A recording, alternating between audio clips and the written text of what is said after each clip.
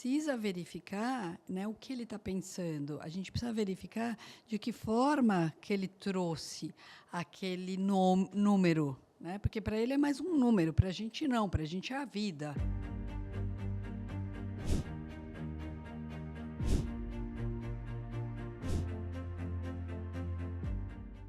Olá, sejam bem-vindos a mais um episódio do Evox Podcast. Nesse podcast nós tratamos sobre tributário, fiscal e economia. Eu sou o Gersino Neto, advogado, tributarista, especialista em regularidade fiscal. E hoje eu tenho aqui a ilustre presença, mais uma vez, da Daniela Bragueta. Ela é formada pela PUC, mestre e doutora em Direito Tributário pela PUC de São Paulo, autora de livros, tendo como a sua última obra um excelente livro que é A Relação Jurídica Tributária, é professora do IBET e da PUC, além de outras instituições, Brasil afora, advogada há mais de 25 anos atuando exclusivamente na área tributária, e eu tenho aqui o privilégio de dizer, Dani, que você é chefe do nosso contencioso, da área de contencioso da Evox Fiscal. Muito obrigado por mais uma vez aceitar o convite de estar aqui participando do nosso podcast. Obrigada, e eu queria agradecer e falar olá para todo mundo. Perfeito. Dani, como você tem um conhecimento muito grande no processo administrativo, até porque você foi juíza, né, do TIT, do Tribunal de Impostos e Taxas de São Paulo, eu escolhi hoje esse tema para a gente fazer esse bate-papo, falar um pouquinho do processo administrativo. No outro podcast que nós gravamos, nós falamos sobre contencioso, de uma maneira geral, sobre a sua ótica, e é interessante que a sua ótica sempre tem defesa, tem possibilidade de responder, tem solução, dá para derrubar esse questionamento. E isso é muito interessante porque traz para o contribuinte um conforto em saber o seguinte, eu não estou te falando que você não vai ser fiscalizado, eu não estou falando que durante toda a sua trajetória empresarial você não vai ter um auto de infração, mas fique tranquilo, nem tudo está perdido, há possibilidade de defesa, há como responder o fisco, e você falou disso muito bem no episódio anterior. Então, eu quero que a gente fale um pouquinho sobre essa questão, um pouco hoje, a gente vai focar aqui no processo administrativo, e inclusive, já pegando esse gancho de você ter sido juíza do TIT, onde você estava do lado de lá julgando os contribuintes, trazer para nós essa experiência e falar um pouquinho do que foi a evolução do processo tributário ao longo aí da sua carreira. Gersino, é um prazer sempre falar sobre isso, porque é o nosso dia a dia, né? Nós temos que trabalhar de uma forma bem contundente para a defesa do contribuinte. Sim, eu fiz parte do Tribunal Administrativo de Impostos e Taxas de São Paulo, e eu tenho essa visão não só de muita gente, as pessoas realmente às vezes vão para o TIT só simplesmente para compor o currículo, né? Então, Sim. é mais aquela coisa, fiz parte do TIT. Não, eu fiz parte efetivamente de compondo Câmara e tendo questões lá sendo lidadas no meu cotidiano. Sim. Então, dá para entender bem de que forma o fisco pensa ali. E o que interessa para nós é assim, lidar com esse pensamento do fisco e de que forma podemos trabalhar, e nós trabalhamos efetivamente de uma forma muito mais robusta, né?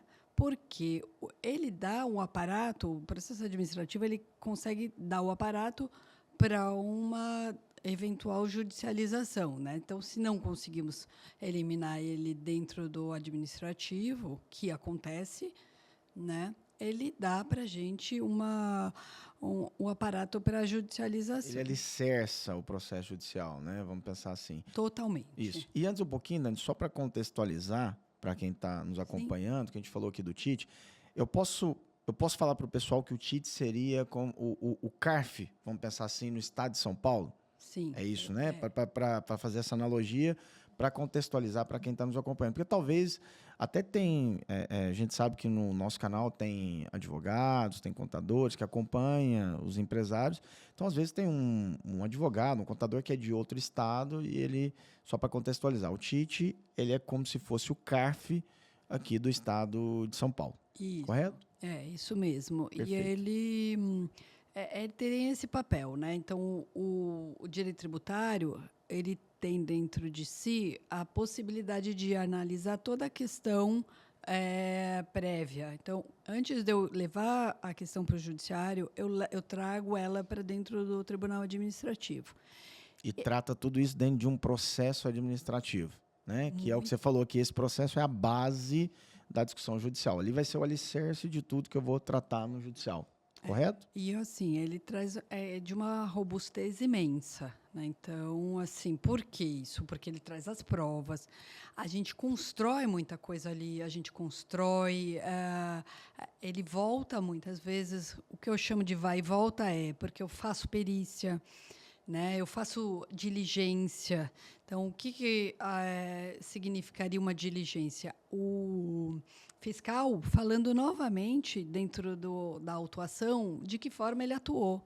E aí eu construo o meu aparato em relação a isso. Isso é fundamental dentro do processo administrativo. Então, um exemplo nosso, né, desses últimos tempos foi nós tivemos uma questão que estava sendo cuidada por uma outra pessoa, outros profissionais. Aí a gente começa a perceber que o negócio estava indo muito rápido dentro do Tribunal Administrativo. E, assim, só como uma consulta paralela, né, em relação àquilo que estava sendo trazido ali para o Tribunal Administrativo, né, pelo contribuinte, foi perguntado isso, né? Isso daqui está correto, isso daqui está fluindo. E a gente começou a perceber uma rapidez muito grande no próprio processo administrativo. Então, o que a gente tem que fazer? A gente tem que pegar isso daqui, mudar todo o percurso que está sendo analisado, porque a gente tem a ferramenta de falar assim, olha, está muito rápido ou não está, né? Porque isso está adequado. Se for viável para o contribuinte, vamos acelerar e acabar com isso logo, né? Mas tem casos que você precisa de trabalhar com o tempo, porque vai ser algo favorável para o contribuinte, né? Geralmente não é favorável você terminar isso rápido. Eles querem, porque eles têm meta. Aí eu já fui de lá, eu sei disso. Você sabe como funciona. Então, a meta é a arrecadação, né? Eu cravo números, né, para o fisco. E nós temos o aparato de falar assim, vamos fazer diligência, vamos fazer perícia, vamos fazer prova nova, vamos falar vamos deixar esse fiscal falar de novo, porque o que ele falou não é interessante para a gente. Então, pode ser que a gente pegue ele no contrapé, e a gente pega. Acontece, porque ele pode se confundir, alguma coisa. Entendeu? Não dá consistência à segunda fala do que ele falou na primeira, vamos pensar assim. Exatamente. Ou então a gente não sabe o que ele está falando, mas a autuação é gigante e o contribuinte chega com um número, né, porque isso influencia muito a vida dele, a gente ter números exorbitantes. Sim. A gente vai falar assim de uma auto de infração, a infração em si ela consegue ser dobrada com a multa e juros relacionadas a isso. Então é questão assim numérica muito grande. Muito pesada para o contribuinte. Pesado, né? Então a gente conseguir, né, nesse exemplo que a gente estava falando, voltar a questão e trazer novo aparato, novas provas, fazer voltar a diligência, fazer voltar o processo em si, isso é muito importante. Olha para vocês entenderem aqui na prática o que a Dani está falando aqui para nós. E olha a importância do que ela acabou de falar. Ela está falando o seguinte, que às vezes tem casos que o próprio advogado está correndo com a coisa. A impressão que dá é que quer acabar com aquilo logo, né? Não, quero se ver livre. Mas não é o caminho, porque ele tem que sempre pensar que o processo administrativo é a base. É ali que o contribuinte vai construir toda a sua oratória, vamos pensar assim, todo o seu diálogo, construir todas as suas provas, vai traçar toda uma dinâmica de defesa, porque se caso não tenha sucesso no administrativo, é isso tudo que vai respaldar uma discussão no judiciário. Então, olha o que a Dani está falando. É importante, muitas vezes, até um fiscal que já falou no processo, você fala, não, eu quero que esse fiscal fale de novo. Eu quero fazer uma perícia, eu quero juntar a prova X, eu quero juntar o documento tal, porque isso tudo vai dar uma base para um processo judicial. Então, olha a importância do processo administrativo. E que não é muito bem cuidado, né, Dani? A gente vê muito na prática chegar para nós o processo administrativo e tem casos que até o próprio, a gente já viu o caso do próprio empresário, né? Fazer uma defesa ali, responder um fiscal. E aí, Dani? O que você me fala de uma situação dessa? Um empresário que toma uma decisão de uma situação tão importante de não buscar um profissional adequado. Na verdade, não é um caso esparso, não. Aleatório, né? Ele é, assim, a unanimidade, vamos dizer, porque ele acha que está economizando uma defesa, né? E ele toma a rédea e faz a própria defesa no processo administrativo. Muitas vezes, isso daí é o quê? O insucesso do processo, né? Tiro tá pela culatra. Exatamente. E o empresário que tem essa noção e que sabe que isso deve ser cuidado, que um processo administrativo deve ser cuidado, né? Desde uma impugnação até um recurso, né? E as outras instâncias aí dos recursos, tanto no CARF, como nos tribunais administrativos, como nos tribunais municipais, tudo isso serve de aparato, né? E a gente tem essa noção de que isso realmente traz para ele, para o contribuinte, muito sucesso. Sim. E, Dani, talvez isso, e aí você me corrija se eu estiver errado, o profissional, né, o advogado, o tributarista, o profissional da área, ele tem uma história de que, um mito, né, de que é um profissional muito caro. Né? Então, o advogado tributarista vai me cobrar muito caro. E tudo é proporcional, não é isso? Porque o que a gente percebe é que, às vezes, as médias e grandes empresas sempre vão buscar bons profissionais para fazer as defesas. Isso acontece em empresas menores. E, com certeza, grande parte do público que está nos ouvindo, até porque a maioria das empresas são do Simples e etc., talvez, nesse momento, a pessoa, mas como que eu vou contratar um profissional desse? E os honorários, eles são equalizados conforme o caso. Né? Então, não quer dizer que você, por exemplo, tem uma empresa pequena, eu não posso me dar o luxo de contratar um empresário desse. E pode sim, porque é equalizado. É isso mesmo? É equalizado os honorários ou é um padrão? A gente qualquer situação, o valor já é X. Ou equaliza? Como que é? Não, isso é totalmente conversável e totalmente percebido conforme a realidade de cada um. Ajustado a cada caso, né? Exatamente, né? E nós sabemos que muitas vezes é aquela economia que muitas vezes é porca, né? Então você não ir atrás, porque às vezes você faz assim por puro desconhecimento. Sim. Mesmo. E não ir atrás de um profissional traz depois um prejuízo muito grande para o processo em si, porque poderia ter sido abordado questões que são o nosso cotidiano. Né? A gente sabe disso, que vão fazer parte do processo. Né? Então, é o que eu falei. O fisco trabalha com as metas dele, a meta de arrecadação, a meta de término do processo. Então, já são muito previsíveis as questões que são lidadas, né? E a gente precisa saber que é factível, dá para a gente buscar, dá para a gente entender caso a caso exatamente nessa forma, né? Uma questão interessante que me surgiu quando eu estava lá no Tribunal Administrativo, uma vez, uma própria juíza fisco chegou para mim, me chamou de lado e falou assim, olha, essa questão aqui foi trazida pelo empresário, como muitas são levadas pelo empresário. E ela mesma falou assim, vamos tentar ajudar Olha que legal. De uma forma que ele consiga, porque assim, nada do que ele levou teria saída, entendeu? Então a gente teria que tomar uma posição, tomar uma rédea para reverter um julgamento, né? E que ele teria uma visão de uma pessoa que tivesse uma expertise seria completamente diferente. Então, ela Sim. falou assim, vamos tentar ajudar esse contribuinte, porque o que ele trouxe aqui não faz sentido algum. E não serve, né? Mas a gente poderia ter tomado outro rumo se a gente tivesse com uma defesa por uma mais pessoa adequada, né? bem mais Mais adequada. adequada. E isso é interessantíssimo, né? Que você acabou de trazer algo que para o empresário, principalmente, é completamente impensável, né? Quando que o lado de lá, vamos pensar assim, né?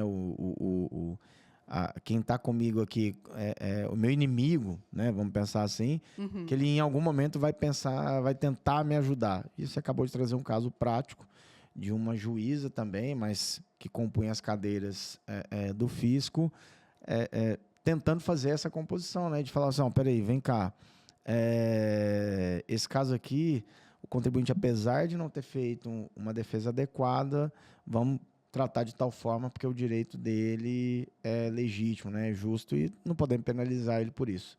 Mas isso não é comum, né, Dani? Então, por isso, a preocupação de contratar um bom profissional. Né? Por isso, a preocupação de contratar um bom profissional. E, Gersino, o que a gente tem que ter em mente quando a gente está falando de processo administrativo, né? Eu te dei um exemplo assim, muito gritante, né? De uma coisa que estava saindo do controle, assim, até para os próprios olhos da fiscalização. Né? Mas a gente tem que ter em mente que, às vezes, a fiscalização, o juiz fisco, ele tem uma visão 100% xiita do assunto, né? Então, ele é pró-fisco, assim, às vezes a gente brinca assim, aquele juiz, aquele outro é 110% pró-fisco, né? Então, a gente precisa ter o quê? A gente precisa fazer sustentação oral, inúmeras ao longo do processo, porque ele vai e volta, ele muda a composição no CARF, e isso muda o tempo inteiro a composição. Então, você vai, faz nova sustentação oral, você tem direito à nova sustentação oral, e isso vai trazendo sustentáculo para o processo, né? Ele vai conseguindo ficar firme, ele vai conseguindo ser moldado da forma como a gente ajusta, né, para a nossa realidade do direito tributário. Porque a gente percebe isso, a gente vê isso acontecendo, de que ele poderia ter sido tratado de uma forma que ele não foi. Então, sustentação oral, a defesa adequada, né, todas as defesas, porque eu tenho várias etapas ali dentro do processo, então tudo isso tem que ser visto, tem que ser percebido, tem que ser olhado. Com quem que eu vou conversar? Porque eu converso muito nos bastidores. Os bastidores são fundamentais dentro disso. Né? Falar com o juiz, falar com aquele outro. Explicar o caso, trazer a situação do contribuinte. Saber, né? o que está acontecendo de forma enfática, né? E falar com as pessoas, né? De despachar mesmo com cada um dos juízes. Sim. Então, isso é o dia a dia nosso. Crucial, né? Essa dica aqui que a Dani acabou de dar é para vocês, advogados, que estão aí nos acompanhando. Então, não percam a oportunidade de falar com o juiz, de marcar um horário, explicar o caso do seu cliente, demonstrar para o juiz a situação, porque talvez, imagina só um juiz, né, Dani? Quantos processos ele tem ali. Né? Então, é humanamente impossível, às vezes, entender, detalhar uma série de coisas. Então, façam isso. Marquem audiências com o juiz, despache direto com o juiz, leve o caso do seu cliente e discuta isso com ele. E você acabou de falar, Dani, de etapas.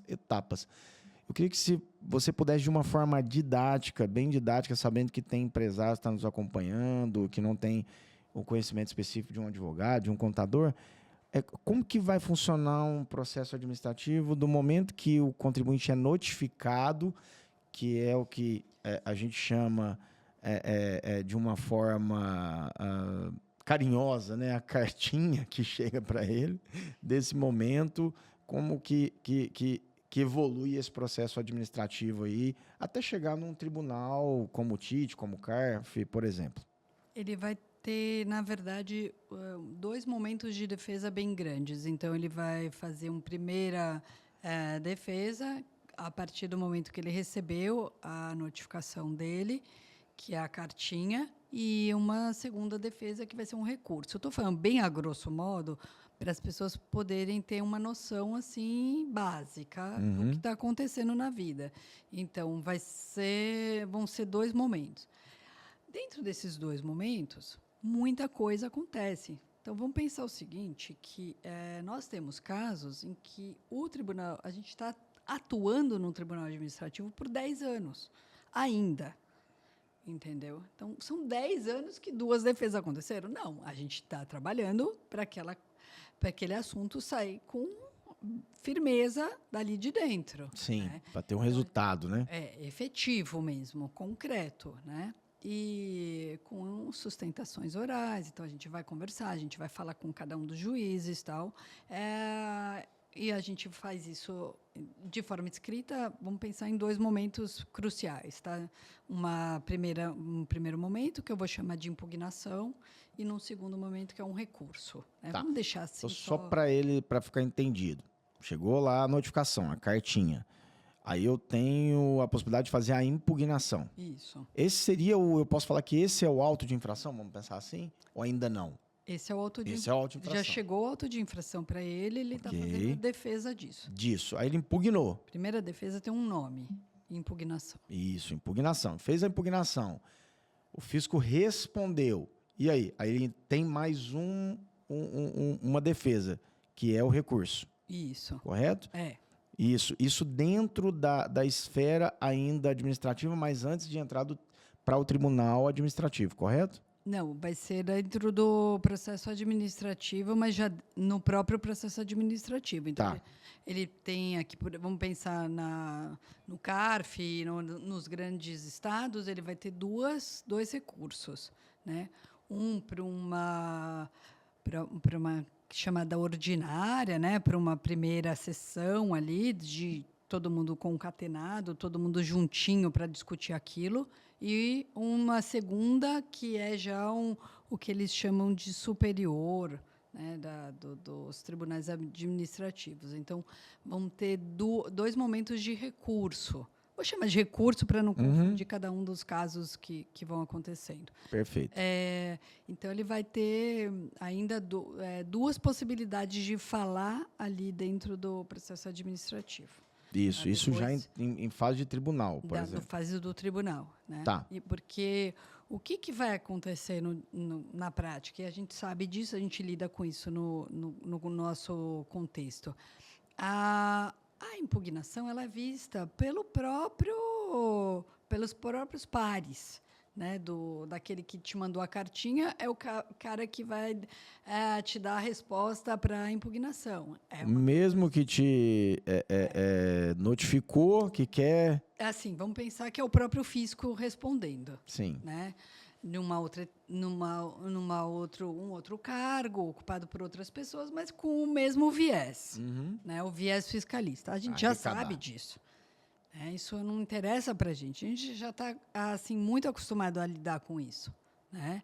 E depois, nos tribunais administrativos, o recurso que vai ser encaminhado, vai ser visto e vai ser tratado das formas adequadas, vamos dizer. Certo. E, Dani, todo esse, desde lá do início, da primeira notificação, a primeira cartinha que chega, até finalizar isso no tribunal, tudo isso o contribuinte vai utilizar lá no judiciário?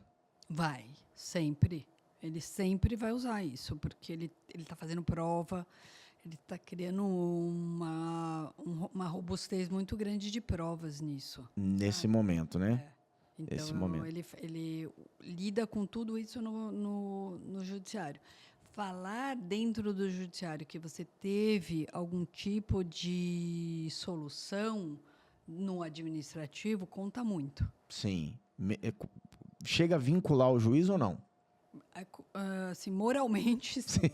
Tá? Porque se você falar para ele assim, olha, eu tive, inclusive, nós temos um caso acontecendo agora, né, um caso prático nosso, em que a gente tem uma posição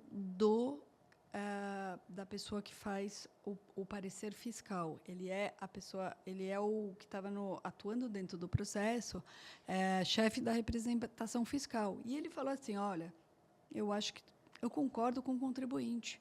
Então, isso, se chega num judiciário, a gente já fala assim, olha, a que ponto resposta nós chegamos aí. aqui. A própria representação fiscal falando isso. Aquele caso que eu falei logo no começo, da fiscal, que falou, né, daquela forma, vamos ajudar o contribuinte, seria um caso igualzinho, entendeu? Olha, o parecer dela é favorável para o contribuinte. Exatamente. Você entendeu? Então, é isso que a gente vai trazendo, a gente vai puxando essas coisas para construir as defesas, porque a gente não entra para perder. Tá? A gente está ali para brigar mesmo, é o dia a dia. 25 anos de bater no fisco. A gente já sabe quanto o empresário é um herói e precisa desse suporte. Precisa mesmo. E se não tiver, Dani, a gente vê muitas empresas sendo aniquiladas em processos que não tem pé nem cabeça, né? Mas se não tivesse uma boa defesa, teria colocado tudo a perder ali, né? Então essa é a necessidade. E isso faz parte do dia a dia, né? O empresário tem que estar preparado para isso, né, Dani? Não é algo incomum, né? Eu até estava lendo algumas matérias sobre inteligência artificial aplicada no fisco, e o estado do Maranhão, para ter uma ideia, ele está usando tanta inteligência artificial, principalmente no agronegócio, que daqui um pouco vai propagar para todos os estados. Eu estou falando isso porque o nosso país, o agronegócio é algo muito forte, que ele está fazendo todo um mapeamento das fazendas, das unidades da fazenda via satélite e conversando com a inteligência artificial. Então, o empresário faz uma declaração, eu tenho uma unidade produtora e eu vou produzir 1.000 sacas de soja. Aí vem o satélite e fala, não, você tem 3 unidades produtoras e vai produzir 3.000. Está aqui, já mapeamos, fizemos geolocalização e tudo através de inteligência artificial. E no processo administrativo não deve ser diferente, né? O fisco já deve estar usando toda essa ferramenta, esse mecanismo, para poder trazer isso para dentro do processo e arrecadar, né? É o aparato de hoje, mas a gente não pode lidar com isso, a gente sabe disso.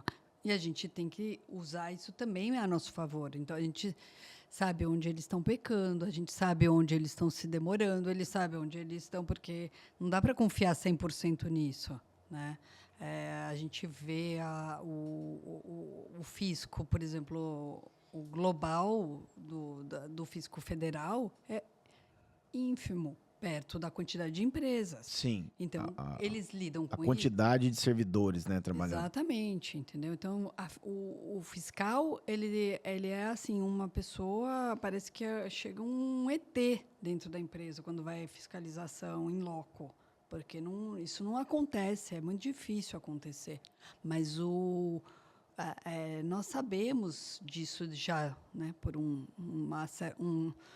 certo período trabalhando, lidando com isso. E, assim, o normal, a gente sabe que isso acontece e a gente tem aparato para lidar com esse outro ponto, né? com a inteligência artificial. De que forma a gente vai poder ajudar o contribuinte, né? Que não é um problema assim, nossa, eu recebi uma autuação que me quebra. É o contribuinte falando, né? Ele fala assim, eu não consigo pagar, é impagável. Esse é o discurso dele na hora que vai sentar para falar do caso dele para você. Exatamente, entendeu? É o discurso dele para nós, assim, de uma forma contundente, é impagável, e a gente sabe que é isso. Sim. Mas não é para pagar, entendeu? Eles fazem isso exatamente para forçar aquele medo, aquele temor e falar assim, não, peraí, né? Não, vamos ajustar, vamos receber menos, mas vamos receber. E a gente sabe que muitas vezes isso está totalmente equivocado. Entendeu? Então é por isso que assim não é pagar menos que você vai ser correto com você mesmo. Você não vai pagar muitas vezes. Sim. Ou você vai pagar muito menos do que ele está te oferecendo. Se ele te ofereceu, porque alguma coisa ele quer. Né? Sim, ele faz parte do faz parte do jogo, né? A verdade faz parte disso. a função dele é essa mesmo, né? Se não fizesse isso, estaria algo errado ali. Então, para a gente partir aqui pro fim, Dani, dentro desse contexto da inteligência artificial aplicada já na fiscalização, como eu citei agora o exemplo do Maranhão, vamos imaginar que essa inteligência artificial identificou lá, via geolocalização, como eu citei o exemplo, que na verdade não era uma unidade produtora, e sim 3, não era a produção não ia ser 1.000 sacas, e sim 3.000. Ainda assim, cabe defesa? Sempre cabe a defesa, no sentido de que você precisa verificar que tipo de informação foi colocada e a contraprova que a gente consegue fazer. Né? Então, levar isso para dentro do processo administrativo, mesmo que... Vamos pensar o seguinte, pode ser que ele já tenha tido uma tomada de posição por uma outra pessoa ou por ele próprio, numa primeira etapa, numa segunda etapa.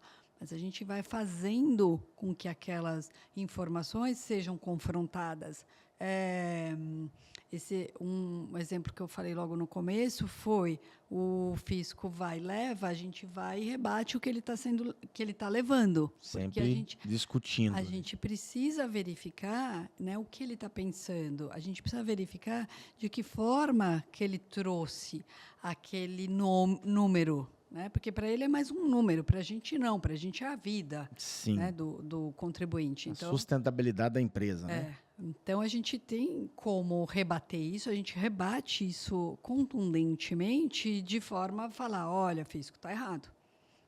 Você errou aqui, a gente tem como provar isso e é o que é o nosso dia a dia mesmo. É o que vai acontecer, né? É isso aí. Maravilha, maravilha. Pessoal, quero agradecer a todos que nos acompanharam aqui até o final de mais esse episódio do Evox Podcast. Dizer que nós estamos aqui abertos para responder e tirar suas dúvidas. Então, não perca a oportunidade nos comentários sobre esse tema tão relevante que é o processo administrativo tributário, de deixar sua pergunta nos comentários que nós vamos fazer. Vai ser um prazer para nós responder e tirar suas dúvidas, tá bom? Quero agradecer imensamente, Dani, sua participação. Daniela Bragueta aqui conosco, doutora em Direito Tributário. Um prazer imenso ter te recebido aqui e com certeza foi muito esclarecedor todas as suas respostas. Muito obrigado, viu, Dani? Gersina, é sempre um prazer e estamos sempre à disposição porque é um assunto que toca, né, o bolso do contribuinte, então a gente está aí para brigar. Pelo buscar assunto. Uma ajuda para ele, né? É isso aí. Pessoal, muitíssimo obrigado. Nos vemos no próximo episódio do Evox Podcast. Fiquem com Deus.